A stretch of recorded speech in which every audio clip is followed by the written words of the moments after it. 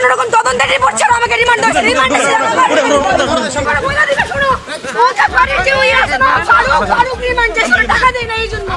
গাজীপুরে আলোচিত জুলাই যোদ্ধা তাহরিমা জান্নাত সুরভিকে ঘিরে তৈরি হয়েছে তীব্র আইনি বিতর্ক। বয়স নিয়ে প্রশ্নের মধ্যেই আদালত তাকে 2 দিনের রিমান্ডে নেওয়ার আদেশ দিয়েছেন, কিন্তু জন্ম সনদ বলছে তিনি এখনও শিশু। সোমবার গাজীপুর চিফ জুডিশিয়াল ম্যাজিস্ট্রেট আদালতে শুনানি শেষে পুলিশি আবেদনের প্রেক্ষিতে সুরভিকে 2 দিনের রিমান্ডে পাঠানো হয়। পুলিশ তাকে 21 বছর বয়সী দেখিয়ে রিমান্ড আবেদন করে। অথচ গাজীপুর সিটি কর্পোরেশনে নিবন্ধিত জন্ম সনদ অনুযায়ী সুরভির জন্ম 2008 সালের 29 নভেম্বর। আজ পর্যন্ত তার বয়স 17 বছর 1 মাসের কিছু বেশি। বাংলাদেশের শিশু আইন 2013 অনুযায়ী 18 বছরের কম বয়সী কেউ শিশু হিসেবে গণ্য। এই আইনে স্পষ্ট বলা আছে শিশুকে রিমান্ডে নেওয়ার সুযোগ নেই, এমনকি সাধারণ কারাগারেও রাখার কথা নয়।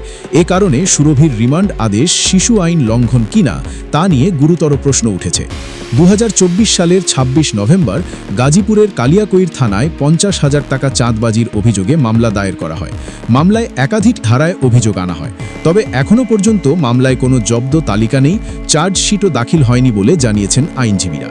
এদিকে বিভিন্ন গণমাধ্যমে কোটি কোটি টাকা চাঁদবাজির অভিযোগ উঠে এলেও মামলার এজাহারে সেই অভিযোগের সঙ্গে মিল পাওয়া যাচ্ছে না, যা নতুন করে বিতর্ক তৈরি করেছে। কালিয়াকৈর থানার ওসি জানান, বাদী এজাহারে যে বয়স উল্লেখ করেছেন পুলিশ নথিতে সেটিই রেকর্ড হয়েছে। বয়স কম হলে বিষয়টি আইন অনুযায়ী দেখা হবে বলেও জানান তিনি। সব মিলিয়ে প্রশ্ন একটাই, আইনের চোখে কি সুরভি শিশু? যদি তাই হয় তাহলে রিমান্ড আদেশ কতটা বৈধ? বিষয়টি এখন আদালতের পরবর্তী সিদ্ধান্তের দিকেই তাকিয়ে।